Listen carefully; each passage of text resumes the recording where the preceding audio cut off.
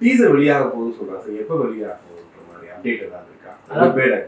Good bad அக்லியை பொறுத்த வரைக்கும் நம்ம ஏற்கனவே சொன்னதான் அவங்க ஏப்ரல் மாதம்னு அறிவிச்சிருக்காங்க. ஆனால் அந்த தேதியில் அந்த படம் வெளியாவதுல வந்து ஒரு பிரச்சனை இருக்குது. நம்ம ஏற்கனவே சொன்னது என்னன்னா, அந்த டிஜிட்டலை வாங்குகிற அந்த ஓடிடி நிறுவனம் இந்த படத்தினுடைய ரிலீஸ் டேட்டை வந்து தள்ளி போட சொல்லியிருக்காங்க. ஸோ அந்த அடிப்படையில் இப்போ நமக்கு கிடைத்த தகவல் அது மே 1 வருவதற்கு தான் வாய்ப்பு இருக்குங்கிற மாதிரி சொல்கிறாங்க. பட் அதுவும் நமக்கு கன்ஃபார்மாக தெரியாது. அதனால என்னன்னா, அந்த ஓடிடி நிறுவனங்கள் தான் இந்த தேதியை டிசைட் பண்ணுவாங்க.